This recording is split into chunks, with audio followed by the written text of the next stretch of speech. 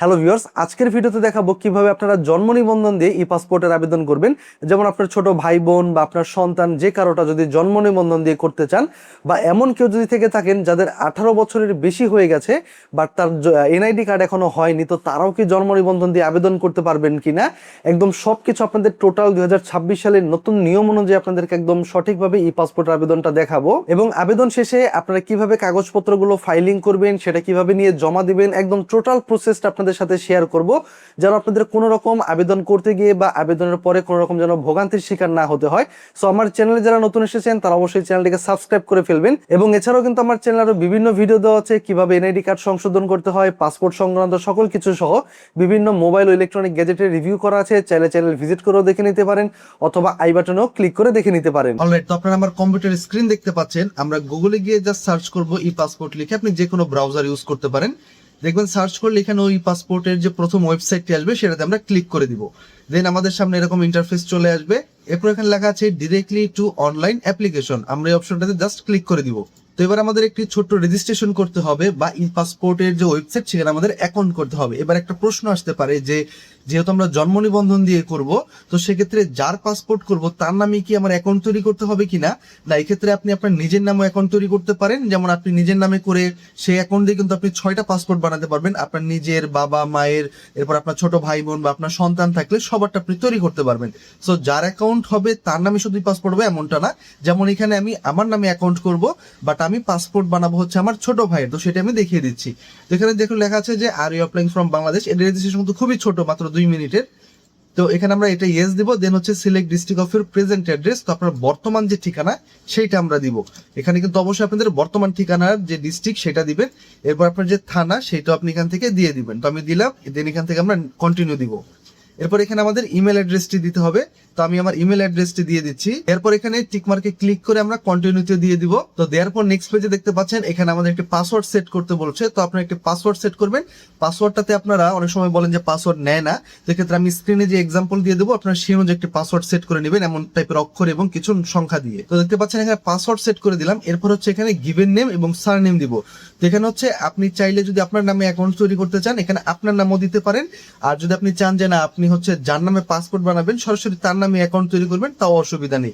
তো ক্ষেত্রে যেহেতু বললাম যে আমি আগে আমার নামে অ্যাকাউন্ট তৈরি করবো, দেন সেখান থেকে হচ্ছে আমি আমার ভাইয়ের পাসপোর্ট তৈরি করবো, সেক্ষেত্রে আমি আমার নামটাই দিয়ে দিচ্ছি। ধর আমি দিয়ে দিলাম।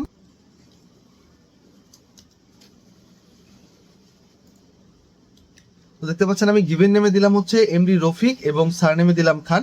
এবং এখানে একটা কথা বলে রাখি, এমডির পরে যদি আপনাদের এনআইডিতে ডট থাকে তাহলে কিন্তু আপনারা ডট ইউজ করবেন না।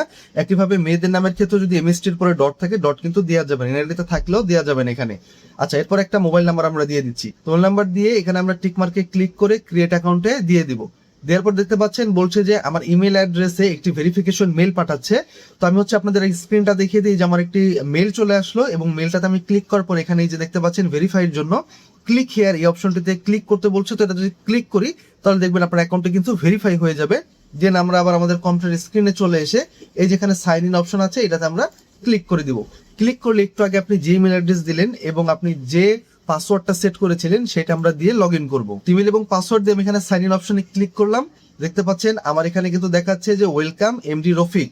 হ্যাঁ, তো এক্ষেত্রে হচ্ছে আমার অ্যাকাউন্টটা কিন্তু তৈরি হয়ে গেছে। এবার আমি হচ্ছে আমার যে পাসপোর্টের অ্যাপ্লিকেশনটা সেইটা আমি করব। তো এই জন্য আমি এখানে ক্লিক করব apply for a new E passport. এই অপশনটাতে যখন আমি ক্লিক করব আমার এখানে চলে আসবে যে অর্ডিনারি পাসপোর্ট এবং হচ্ছে অফিসিয়াল পাসপোর্ট। তো যেহেতু আমরা হচ্ছে সাধারণ নাগরিক এর জন্য অর্ডিনারি পাসপোর্ট, আর যারা সরকারি কর্মকর্তা তাদের জন্য হচ্ছে অফিসিয়াল। তো আমরা অর্ডিনারি রেখে 7 কন্টিনিউ দেবো।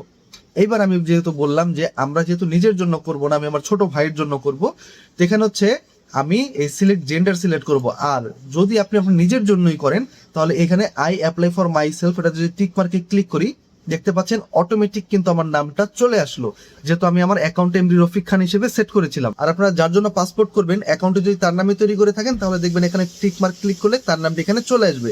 তো এখানে আমি টিক মার্কটা উঠিয়ে দিলাম যেহেতু নিজের জন্য করবো না। এরপর সিলেক্ট জেন্ডার, সে যদি মেয়ে হয় বা ছেলে হয় আপনারা সিলেক্ট করে দিবেন। তো আমি হচ্ছে মেল দিয়ে দিলাম। এরপর হচ্ছে এখানে আমার তার নামটা দিতে হবে। তো তার নাম যেহেতু হচ্ছে এমডি এবং তার বার্থ সার্টিফিকেটে কিন্তু এমডি উপরে ডট আছে, বাট আমরা পাসপোর্টে কিন্তু ডট দিব না। তো এমডি এখানে হচ্ছে তার নামটা হচ্ছে সৌরভ, এরপর হচ্ছে খান। ঠিক আছে, তো আমরা হচ্ছে নামটা দিয়ে দিলাম, গিভেন নেমে থাকবে এমডি সৌরভ, এবং আপনার যে টাইটেলটা থাকবে সেটা শুধুমাত্র আপনারা সার নেমে দিবেন, আর বাকি সব আপনারা গিভেন নেমে দিবেন। এরপরে ফুল নেমে দেখবেন এখানে অটোমেটিক এমডি সৌরভ খান শো করবে। আচ্ছা, নেক্সট হচ্ছে তার এখানে ব্যক্তিগত কিছু ডিটেলস দিতে হবে। তো এবার আমাদের এখানে যেহেতু সিলেক্ট প্রফেশন আছে, তো প্রফেশন আমাদের এখানে সে যেহেতু স্টুডেন্ট, তো আমি এখানে স্টুডেন্ট দিয়ে দিলাম, এবং তারপরে হচ্ছে সিলেক্ট, এবং আর সে যদি অন্য কোনো পেশার হয়ে থাকে আপনারা কিন্তু এখান থেকে সার্চ করে দিতে পারবেন। তো এক্ষেত্রে আমরা হচ্ছে স্টুডেন্ট দিলাম। এরপরে সিলেক্ট রিলিজিয়ন, এখানে আমরা তার ধর্মটা সিলেক্ট করে দিলাম। এরপর হচ্ছে আমাদের একটি মোবাইল নাম্বার দিতে হবে, সেক্ষেত্রে আমি মোবাইল নাম্বার দিয়ে দিচ্ছি। তো মোবাইল নাম্বার দেওয়ার পরে এখানে আমাদের হচ্ছে সিলেক্ট ডিস্ট্রিক্ট অফ বার্থ, এখানে হচ্ছে তার জন্ম নিবন্ধন দেখবেন লেখা আছে যে তার জন্মস্থান কোথায়, তো সেটা দেখে আপনারা খুব ম্যাচ করে দিবেন, কোনো তথ্য কিন্তু মিসম্যাচ করবেন না। ওকে, এরপর হচ্ছে ডেট অফ বার্থ, তো আমরা এখানে জন্ম তারিখটা সিলেক্ট করে দিব। যাদের বয়স হচ্ছে 18 বছর পর্যন্ত তারাই কিন্তু শুধুমাত্র জন্ম নিবন্ধন দিয়ে করতে পারবেন, বা যাদের বয়স 18 বছরের বেশি হয়ে যাবে তাদের কিন্তু এনআইডি লাগবে। সেক্ষেত্রে হচ্ছে আমরা জন্ম তারিখটা সিলেক্ট করে দিচ্ছি, দেন হচ্ছে মাস সিলেক্ট করে তারিখ সহ দিয়ে দিলাম। এরপর এখানে হচ্ছে সিলেক্ট টাইপ অফ সিটিজেনশিপ, এটা হচ্ছে অবশ্যই বাই বার্থ দিবেন এখান থেকে। দেওয়ার পর আমরা 7 কন্টিনিউতে দিয়ে দিলাম। দেওয়ার পর এখানে আমাদের অ্যাড্রেসের ঘর চাচ্ছে, তো প্রথমে চাচ্ছে পার্মানেন্ট অ্যাড্রেস, আপনাদের স্থায়ী ঠিকানা, স্থায়ী এবং বর্তমান যদি একই হয়ে থাকে তাহলে তো সমস্যা নেই, বাট আপনার যদি গ্রামের বাড়ি হয়ে থাকে সেক্ষেত্রে কিন্তু সে অনুযায়ী পূরণ করতে হবে। যেমন স্থায়ী ঠিকানা যদি আপনারা দেন তাহলে এক্ষেত্রে হচ্ছে আমার যেমন স্থায়ী ঠিকানার ডিস্ট্রিক্ট ও ঢাকা, এরপর এখানে আমাদের সিটি, ভিলেজ অ্যান্ড হাউস, এই ঘরে কিন্তু আমাদের একটু ভালোভাবে দিতে হবে। তো অনেকেরই যাদের হচ্ছে অ্যাড্রেস প্রপার আছে তারা কিন্তু সেভাবেই দিবেন, অ্যান্ড অনেকের কিন্তু হোল্ডিং নাম্বার নেই, তো সেক্ষেত্রে তারা কিভাবে দিবেন, তারা হচ্ছে যেমন তাদের যদি মহল্লার নাম থাকে বা বাড়ির নাম থাকে, যেমন অনেকের থাকে মোল্লা বাড়ি, এভাবে যদি থাকে, বা যদি মোল্লা বাড়ির নাম না থাকে তাহলে তারপরে যে মহল্লার নাম সেটা দিবেন। যেমন এরপরে দিলাম আমি হচ্ছে পঞ্চপাড়া মহল্লার নাম, এরপরে হচ্ছে গ্রামের নাম ধানতারা, হ্যাঁ এভাবে দিলাম। আর আপনাদের যদি হোল্ডিং নাম্বার থাকে, যেমন অনেকের হোল্ডিং নাম্বার থাকে G21/B, তো আপনার যদি হোল্ডিং নাম্বার থাকে এভাবে দিবেন, আর যদি হোল্ডিং নাম্বার না থাকে তাহলে হোল্ডিং নাম্বার নাম দেওয়ার দরকার নেই, তো যেভাবে আপনাদের প্রপার অ্যাড্রেসটা সেইভাবে দিবেন।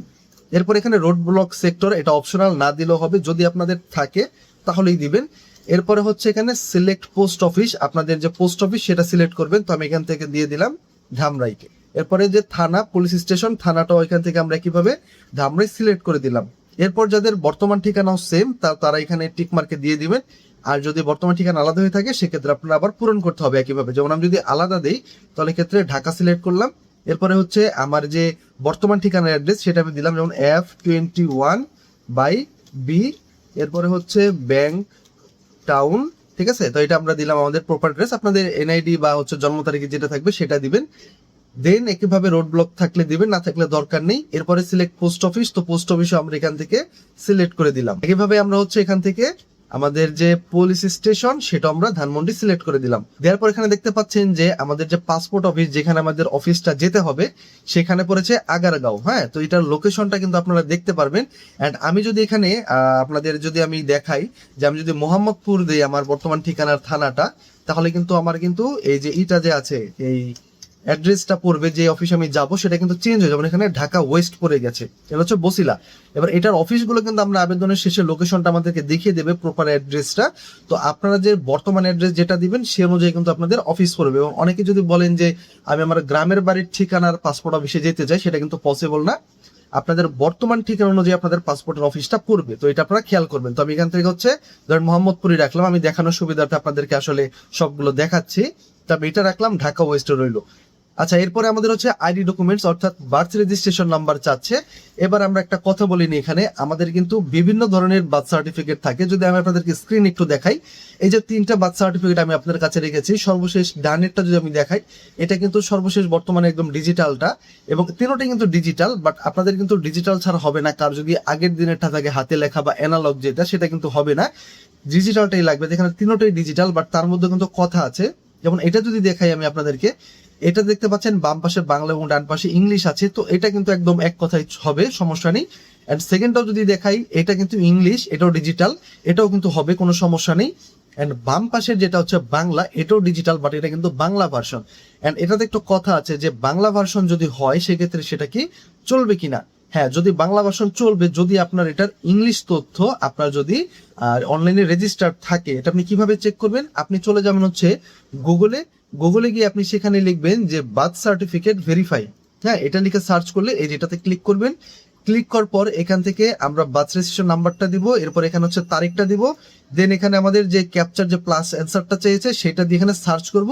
সার্চ করলে দেখবেন এই যে এরকম একটা অনলাইন ভেরিফাইড কপি আসবে। যদি দেখেন সেখানে ডান পাশে আপনাদের ইংলিশ নামগুলো রেজিস্টার্ড আছে, অনলাইন এন্ট্রি আছে, তাহলে আপনি এটা একটা প্রিন্ট কপি দিয়ে নেবেন, তাহলে আর সমস্যা নেই। বাট যদি দেখেন যে আপনার এটা ইংলিশ নামগুলো নেই, তাহলে কিন্তু আপনাদের বাংলা ডিজিটাল হলেও কিন্তু সেটা দিয়ে আপনাদের হবে না, সেটা দিয়ে আপনার ভোগান্তিতে পড়তে হবে।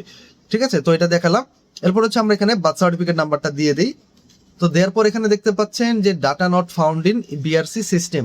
তো এটা অনেকেরই আসতে পারে, এটা হচ্ছে আপনার যে জন্ম নিবন্ধন নাম্বার, এটা তাদের সার্ভারে খুঁজে পায়নি। এটা কিন্তু আসলে অনেক যাদের সঠিক নাম্বার দিবেন তাদের ক্ষেত্রে আসে, এটা ঘাবড়ানোর কিছু নেই, আসলে প্রপারলি এখনো ম্যাচ হয়নি। আচ্ছা, নেক্সট আমাদের এখানে দেখাচ্ছে do you have any previous passport, যে আপনার কি পূর্বে কোনো পাসপোর্ট ছিল কিনা। তো যেহেতু আমার ভাই তার পুরানো কোনো পাসপোর্ট নেই, তো সেক্ষেত্রে আমি নো আই ডোন্ট হ্যাভ দিব, আমি আই ডোন্ট হ্যাভ এটা দিয়ে দিলাম। দেওয়ার পরে এখানে আমি হচ্ছে do you have a passport of other countries, যে আপনার অন্য কোনো দেশের কোনো পাসপোর্ট আছে কিনা। তো যদি আমাদের নেই, তো নো আই ডোন্ট হ্যাভ দিয়ে সেভ এন্ড কন্টিনিউতে দিয়ে দিলাম। এরপর এখানে হচ্ছে প্যারেন্টাল ইনফরমেশন, অর্থাৎ অভিভাবকের তথ্য চাচ্ছে, তো এক্ষেত্রে আমরা ফাদার্স নেমটা আগে দিয়ে দিই। তো এখানে আমি পিতার নাম দিয়ে দিলাম, এবং পিতার নামের এনআইডিতে কিন্তু এমডি এর পরে ডট ছিল, বাট এখানে কিন্তু আমরা ডট দিব না। এরপর হচ্ছে তার প্রফেশন সিলেক্ট করব, তো সে যে প্রফেশন সেটা আমরা দিব, যেমন সে প্রাইভেট সার্ভিস, প্রাইভেট চাকরি করে, তো সেক্ষেত্রে আমরা প্রাইভেট সার্ভিস দিয়ে দিলাম। এরপর ন্যাশনালিটি সিম্পলি এখানে বাংলাদেশি সিলেক্ট করব, এবং এনআইডি নম্বর, তার এনআইডি নম্বরটা কিন্তু আমাদের এখানে দিতে হবে। তো আমি এনআইডি নম্বর দিয়ে দিলাম। এরপরে হচ্ছে আমাদের একদম নেক্সট মাদার ইনফরমেশন। তো মাদার ইনফরমেশন একইভাবে আমরা কিন্তু তথ্য পূরণ করব, যদি এমএসটি থাকে এবং তারপর যদি ডট থাকে তাহলে কিন্তু দিবেন না, ডট না থাকলে তো দরকার নেই। তো মায়ের নামও আমরা একইভাবে পূরণ করে দিলাম। এরপরে হচ্ছে আমাদের নিচে তার প্রফেশন চেয়েছে, তো সে যেহেতু হাউস ওয়াইফ, আমরা হাউস ওয়াইফ সিলেক্ট করলাম। এরপর ন্যাশনালিটি বাংলাদেশি, এবং তারও এখানে এনআইডি কার্ডের নাম্বারটা আমরা দিয়ে দিব।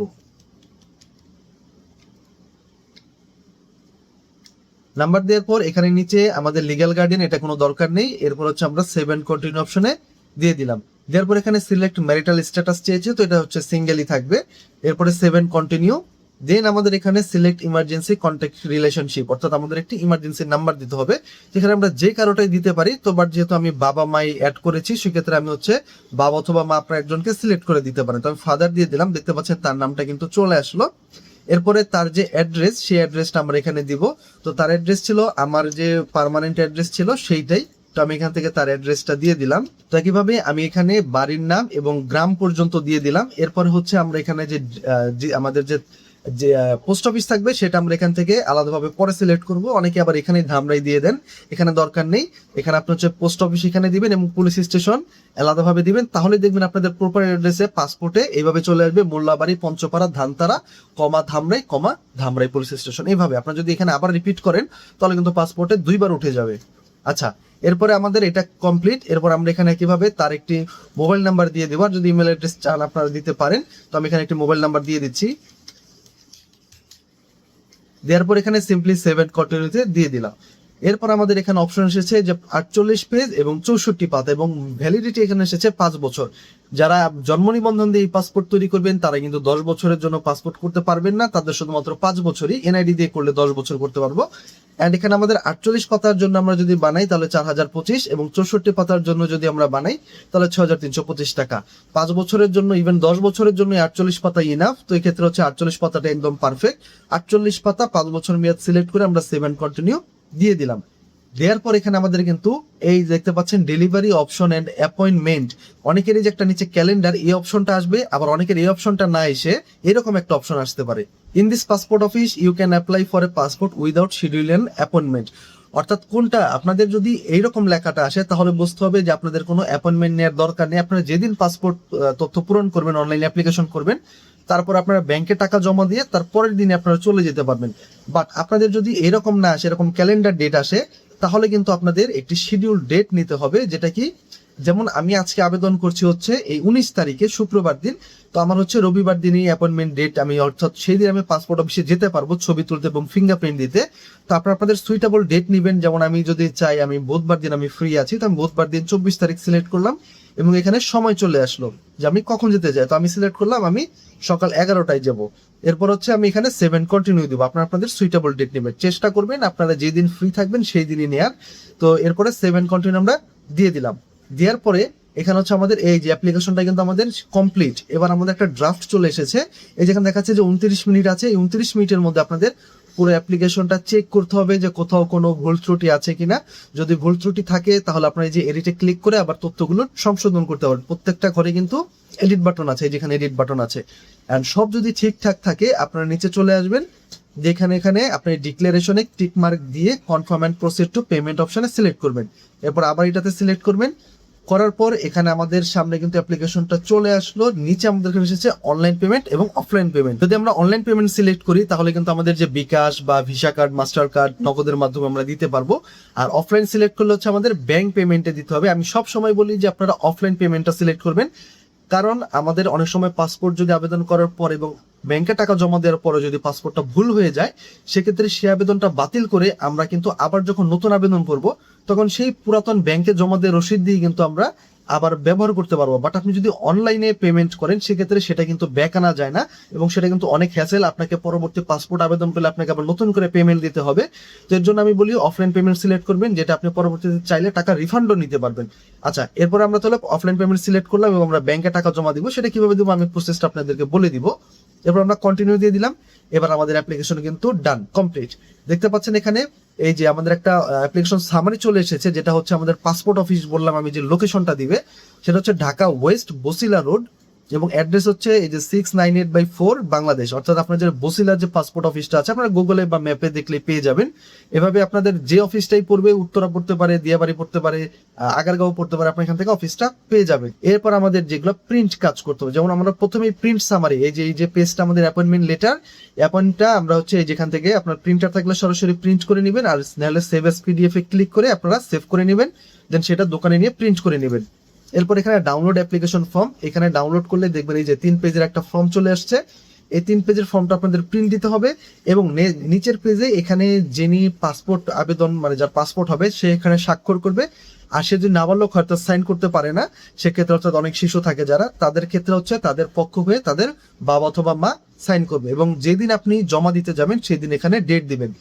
এবং আপনারা যে ব্যাংকে টাকা জমা দিবেন সেই ব্যাংকে টাকা জমা দেওয়ার নিয়মটা হচ্ছে আপনাদের এই যে আমি যে 2টা প্রিন্ট দেখালাম, এই 2টা প্রিন্ট নেবেন, জন্ম নিবন্ধনের কপি নেবেন এবং তাদের বাবা মায়ের আইডি কার্ডের কপি নেবেন, নিয়ে আপনারা চলে যাবেন ব্যাংকে, সোনালী ব্যাংকে চলে যেতে পারেন। সেখানে গিয়ে আপনারা বলবেন যে আমি পাসপোর্টে টাকা জমা দিব, এবং আপনি ডকুমেন্টগুলো সব দিবেন এবং একটা চালান ফর্ম আপনাকে পূরণ করতে দেবে, সেটা আপনি পূরণ করবেন।